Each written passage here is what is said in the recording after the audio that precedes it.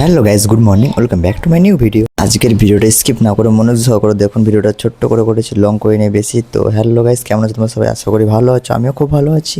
তো guys, direct কথায় আসি, আমরা আজকে এসেছি ধানবাদ থেকে আসানসোলে। এসে তারপরে ভিডিও শ্যুট করা হয়নি সকাল থেকে, আজকে ভাবলাম ভিডিও শ্যুট করে নিই।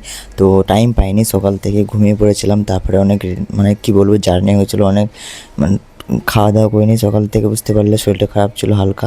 তারপরে শুয়ে পড়েছিলাম, শুয়ে পড়ার পরে উঠে তার বিকেলে ভিডিও বানিয়েছি, ঠিক। তো গাইস, আমার পার ডে ব্লগ আপলোড করতে হয়, ডেলি ব্লগ আপলোড, তোমরা জানো সবাই আমার ডেলি ব্লগ আপলোড করতেই হয়। আর আমার ডেলি ব্লগ যারা দেখো তারা তো বুঝতে পারবে।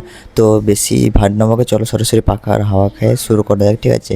ঠান্ডা ঠান্ডা গরমের ভিতরে পাখার হাওয়া খেয়ে কথাটা শুরু করছি, ঠিক আছে। তো গাইস, আগে ভিউটা দেখো, কি সুন্দর ভিউটা এখানে। তো ভাবলাম এখানে ভিডিওটা করে নিই, তারপরে তোমাদের সাথে শুরু করছি। তো গাইস, আজকে সারাদিনে ভিডিও করা হয়নি, তারপরে ভিডিও করতে শুরু করে দিলাম বাইরে। এটা হচ্ছে আসানসোলে, ঠিক আছে। তো ভিডিওটা করছি আজকে প্রথম, আমি ভিডিওটা করছি, কোনো ভয়েস অ্যাড করিনি, মানে আমার নিজের ভয়েস অ্যাড করিনি, পরে মাইকে করে ভয়েস অ্যাড করে দেখতেই পারছো ভিডিওটা, বুঝতে পারছো তোমরা, না বোঝার কোনো কিছু নেই।